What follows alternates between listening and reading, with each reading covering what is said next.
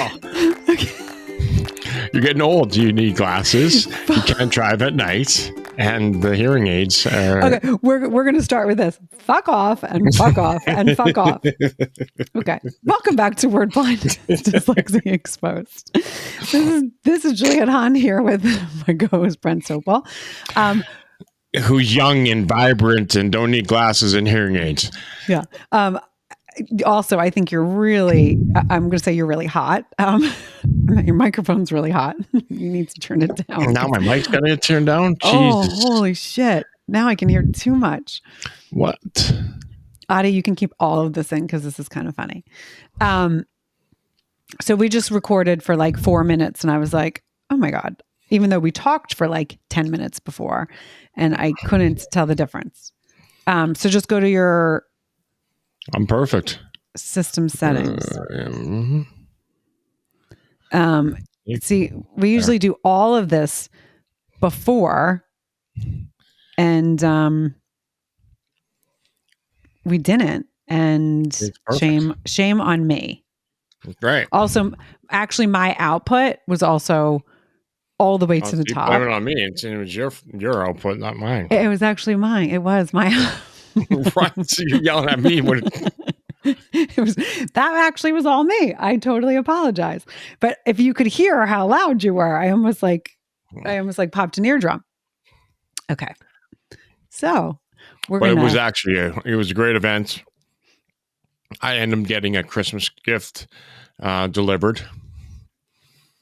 Wow. Yeah, it was, it came in, but you hadn't connected with the family. So they brought an amazing Christmas gift. My Heinz ketchup pump. Oh, that's what that was. Oh my God. Oh my God. I love that.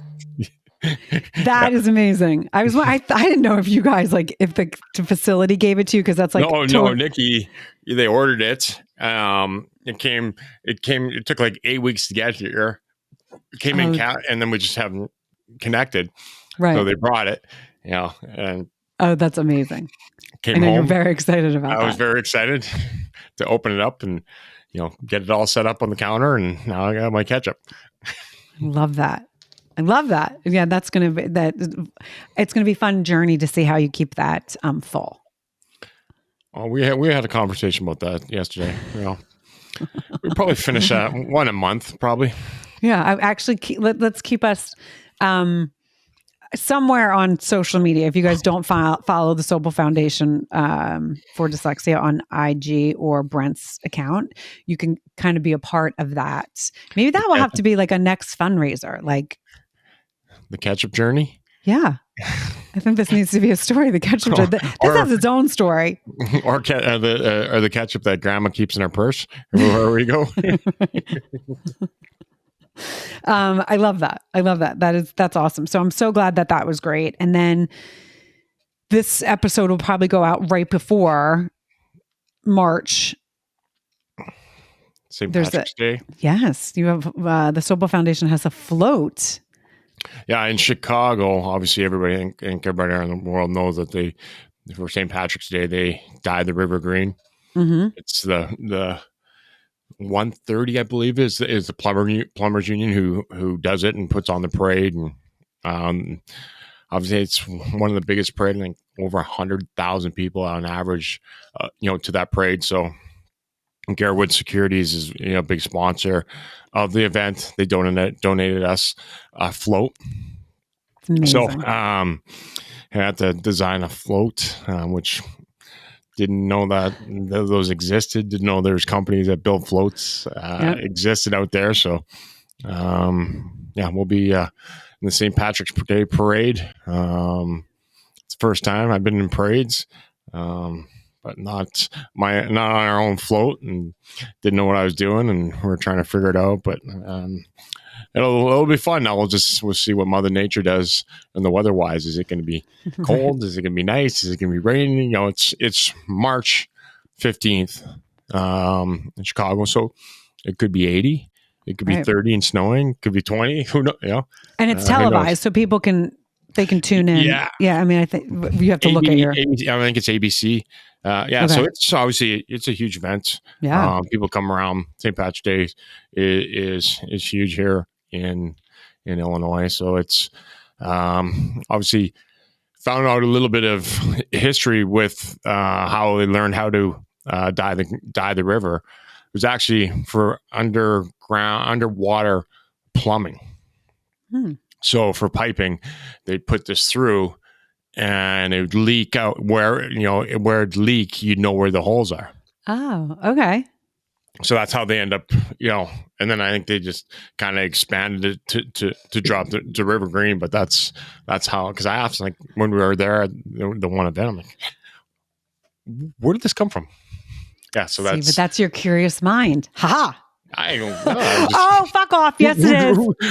Who drops a green slime in the river or whatever? I didn't know what it was slime. I didn't know what it was. If it was hazardous, right. Chicago River, probably hazardous. There's a lot of things going on there.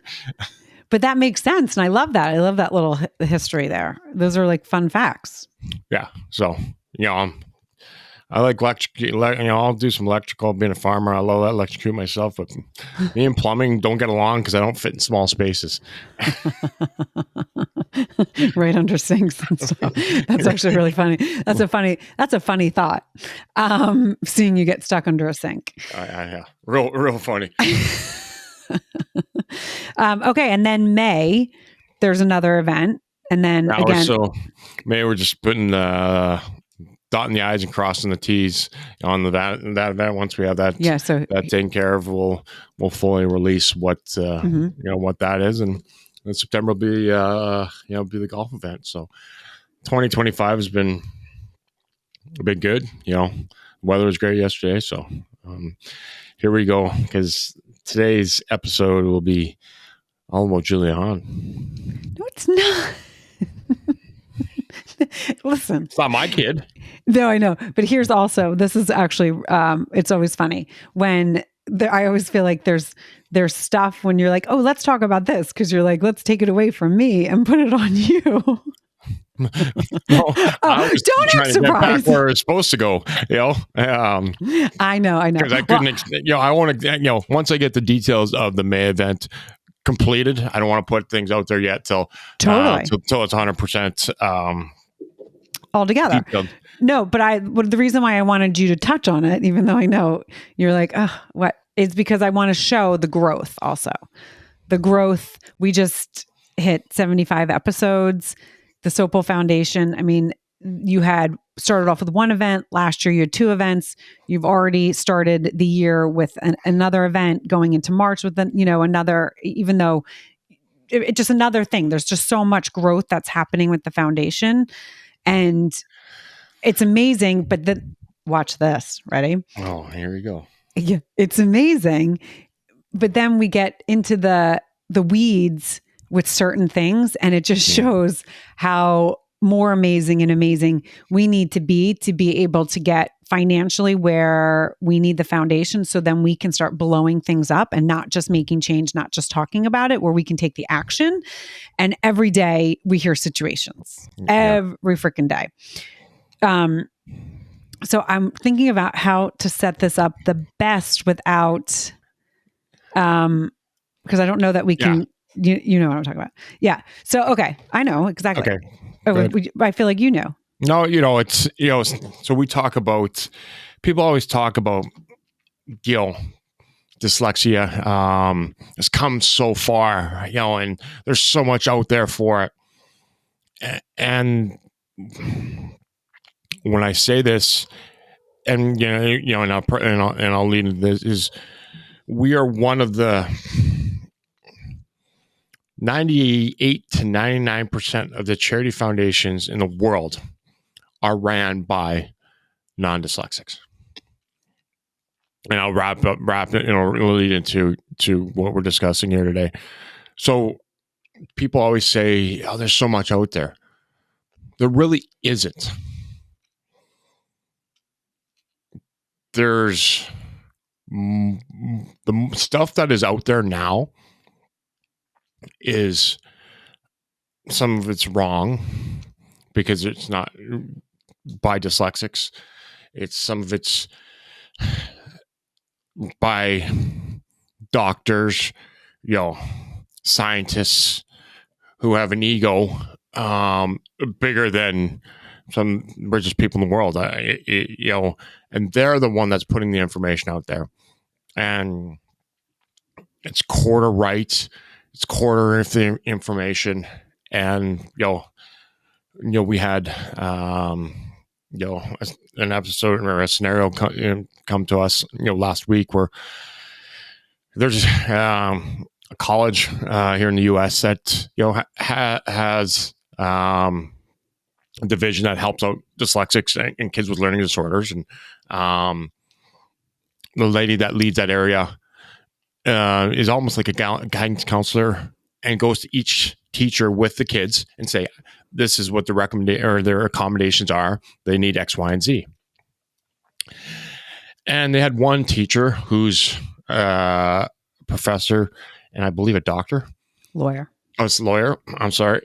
And she will only do the accommodations to her way on her time, and that's it.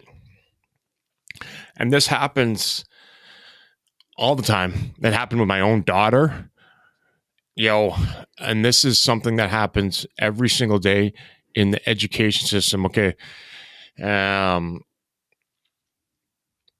this is why dyslexia is broken.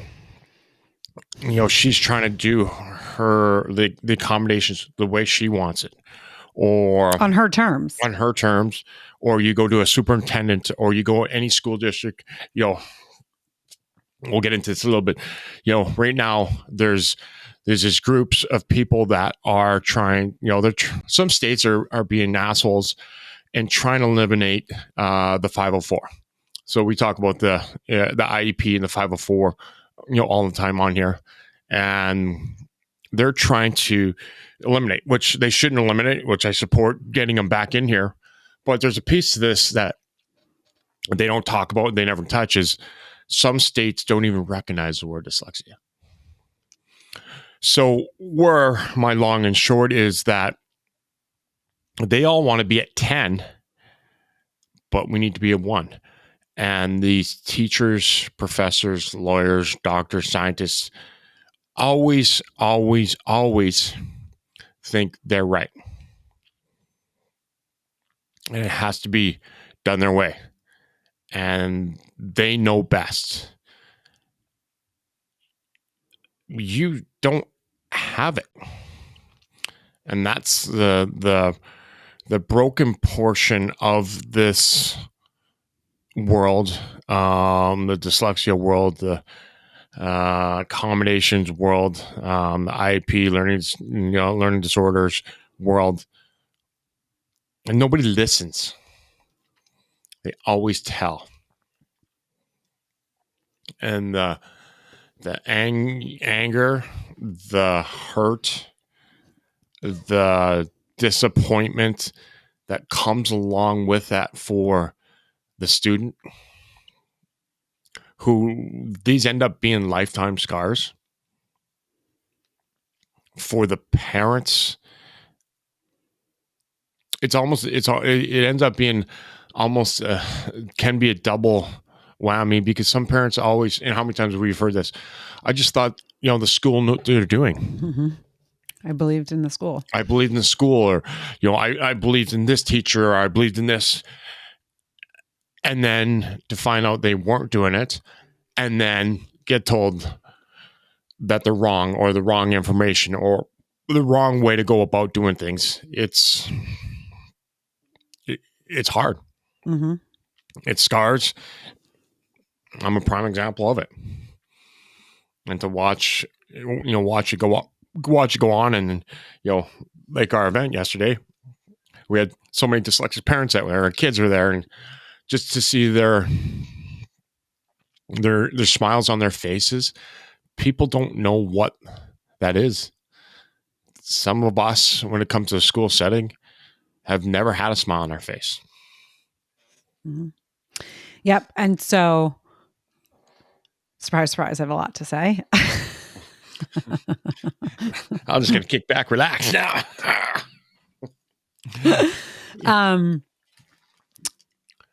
let me see. Okay. So I'm going to start with, yes. And the thing that is, when we were talking to this individual about it, one of the things is the particular student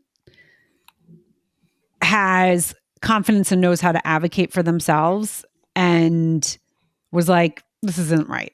I'm not going to put up with this, and left the classroom respectfully.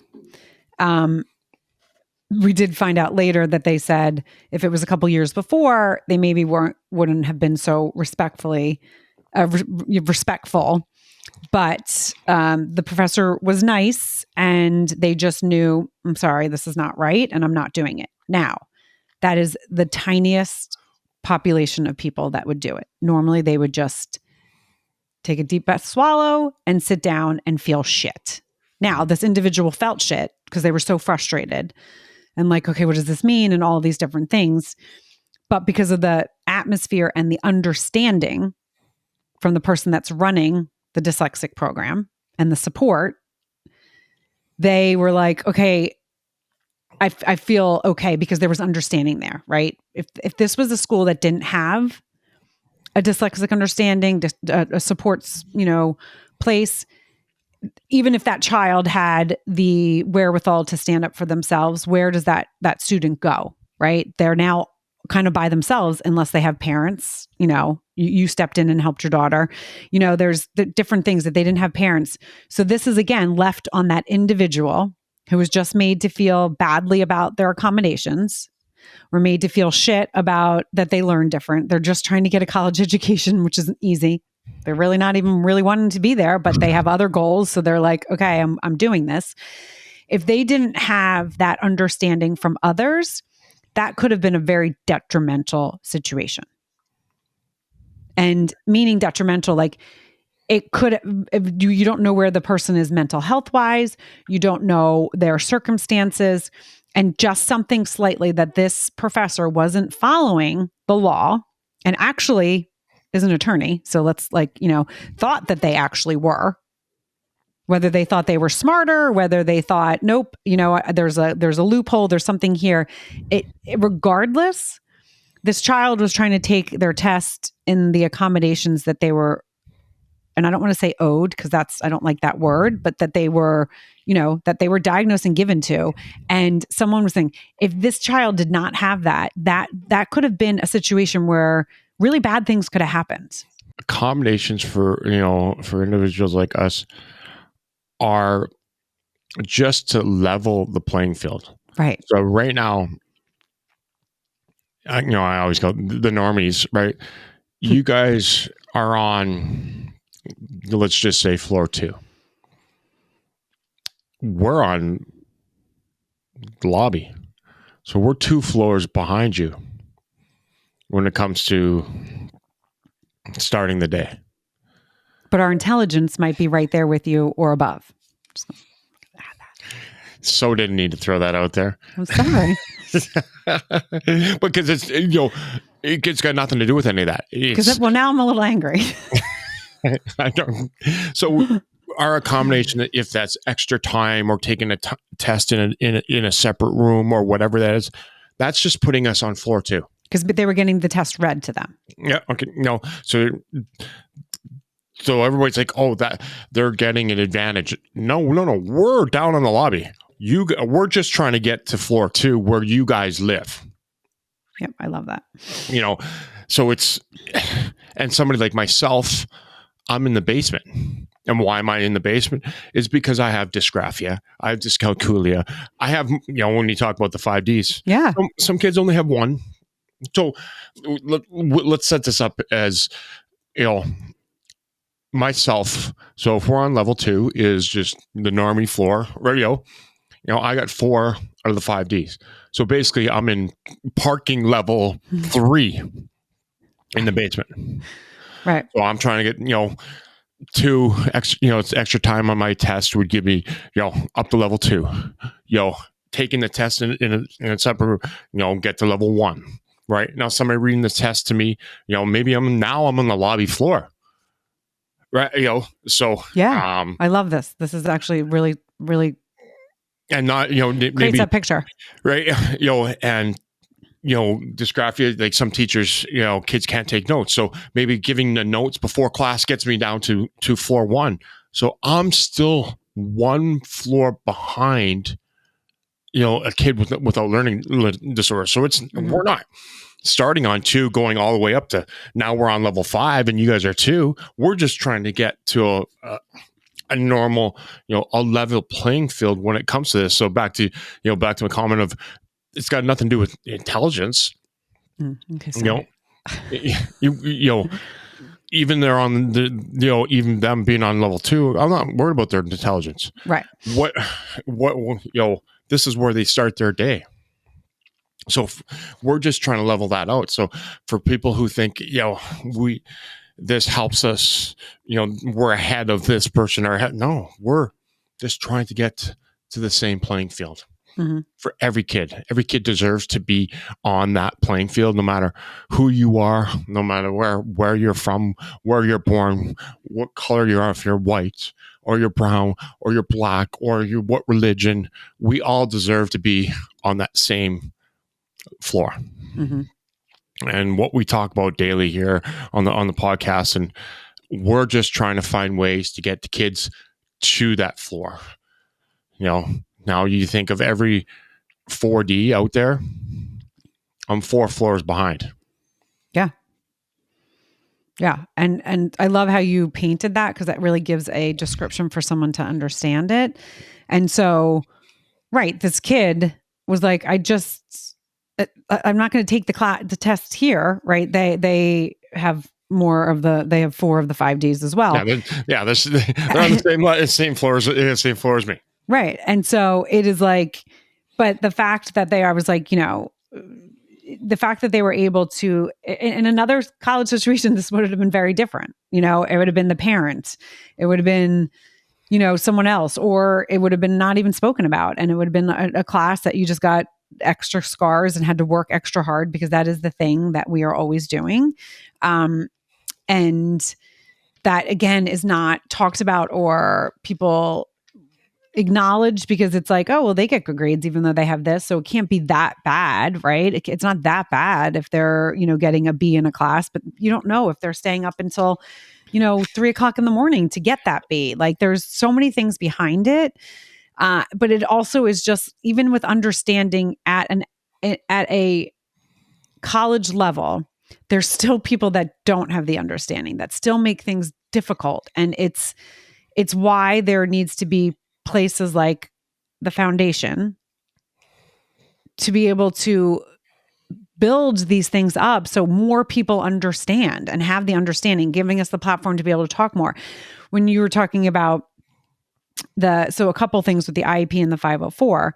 So if you Google what states do not recognize dyslexia, it says all 50 states recognize dyslexia. And I know for a fact they don't. So I'm like, okay, that is incorrect. And then it says, according to IDEA, so IDEA, not International Dyslexia, not IDEA. No, this is the independent education system. Yeah, disability. The Disabilities Act, like the Disability Act, so this is coming from the government. So, right. So not to be, I don't like either of them. I wanted to provide, I don't like either of them.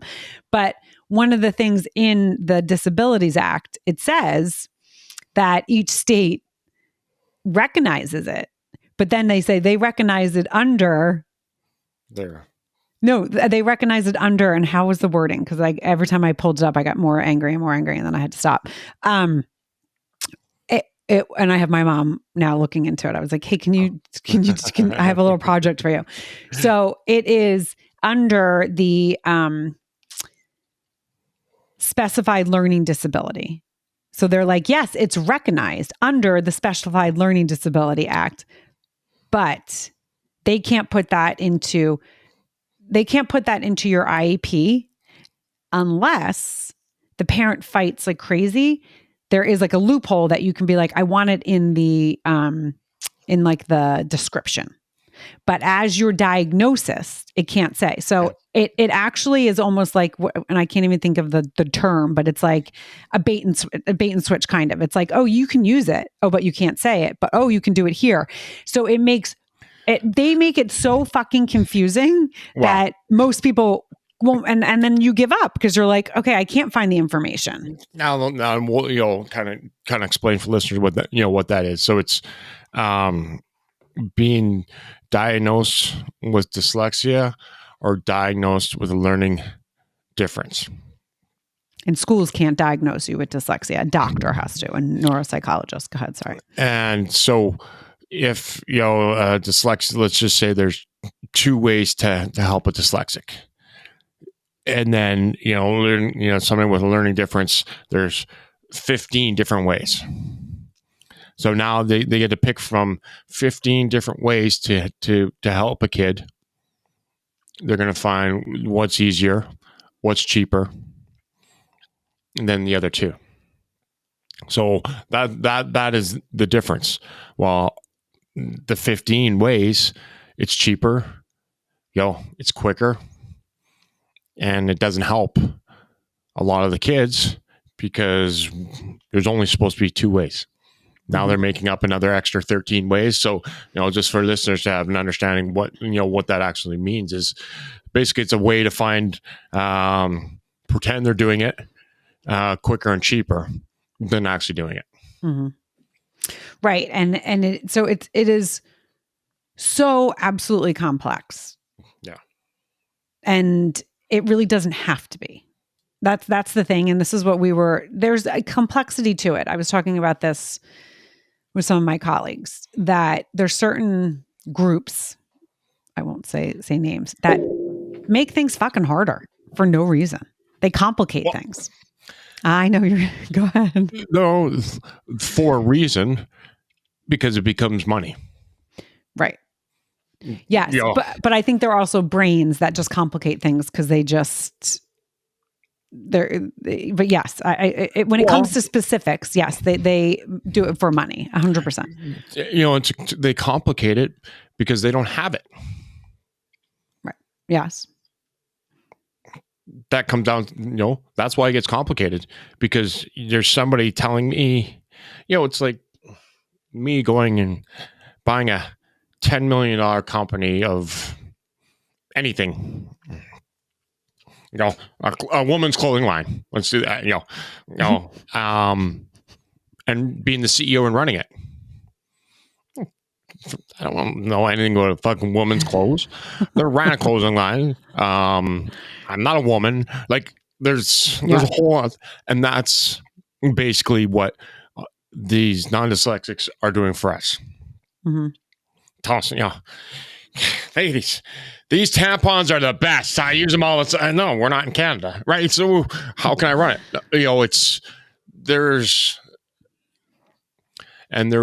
a very little science out there, because what do they say? We only need like 10% of the capacity of a brain. Yeah. So I don't know if that's right. That's what I've heard. 10, 15.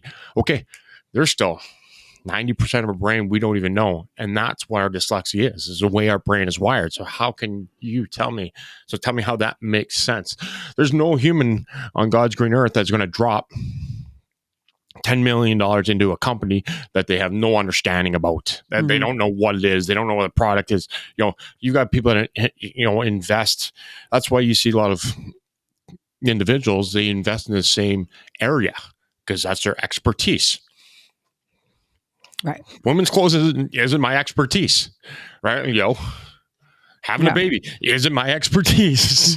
Been there, deliver one, but there's a whole lot of things up to that I didn't know. So, flip it in the dyslexic world. Yeah. Well, and it is, if you think about it, because I'm also talking about people that love to study and love to study things, brains, all these things. They learn things out of a book. Doctors, they learn things out of a book, right? So you go to the doctor and they're like, okay, you have these symptoms, so this is the course of action. And there's not a lot of outside thinking because it's like, well, this is how my brain works. And there's nothing wrong. I'm not saying there's anything against that kind of brain, but it's a lot of times and that's not how we work as human beings. Like, we're complex. It's not just like, okay, X, Y, and Z happened. So now, or A, B, and C happened. So then like, it doesn't work that way. There's other circumstances that can be brought. And a lot of times those outside things are not thought about. Agreed? No, I agree. You've heard me say this on the podcast a million times. A lot of us don't know there's a second way to think. Right. And injury wise, we discussed this. How many people I've helped, for injuries. I'm sure not a doctor. My 8th grade education doesn't put a DR in front of my name. But I've had so many injuries to me that I'm able to help them. Mm-hmm. Right, because you've had life experiences. There's a difference between. That's why how many doctors don't have bedside manners. They've never been in the bed. Right. Now let's transition into what we're talking about right now. There's dyslexia. They don't have bedside manners because they've never had dyslexia.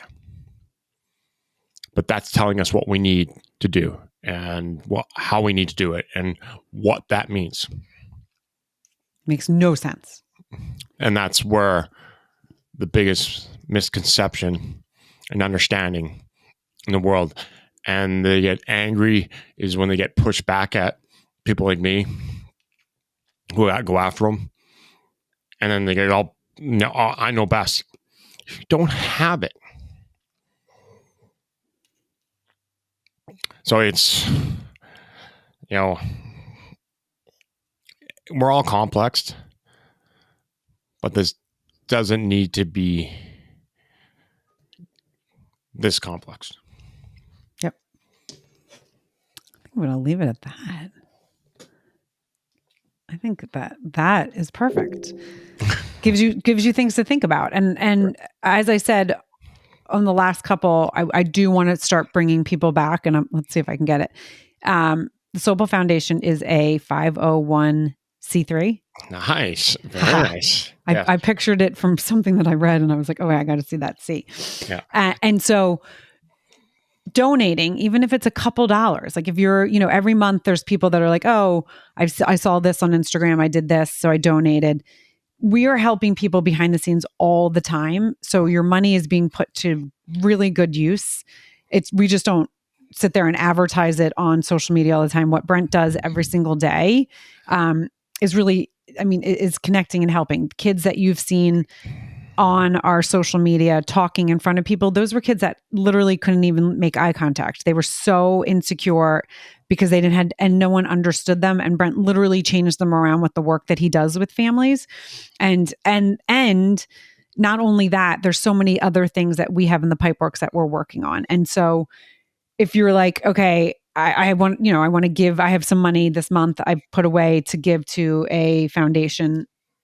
Again, it is a 501c3. Think about that every fucking time. I'll put it right here. Yeah, I know, right? Yeah, right. It's charitable. It's charitable. Yep. And it's sopalfoundation.org. You guys can go. You can also on Instagram. There's also a Venmo Sopal Foundation. Is that Brent? Is it Brent Sopal Foundation? Yep. Yep. On there. And there's so many things that we're doing, as we touched upon, that we don't talk about every day because they're in the works and they're being built. So it's being, no one's going to buy a Mercedes. Things are just, I wouldn't buy one anyways, not a Mercedes. They just are doing really amazing things. So thank you guys for listening. Do you want to add something? Nope. Okay. Like, rate, review, and do your favorite line. Share, because you don't know who needs to hear this. You don't know who has listened to the podcast or hasn't listened to the podcast. But sometimes when you hear things over and over again in different scenarios, it all of a sudden clicks and you're like, holy fuck, oh my God, I understand now. Or I have understanding. Or this is, oh wait, okay, I get it. So share.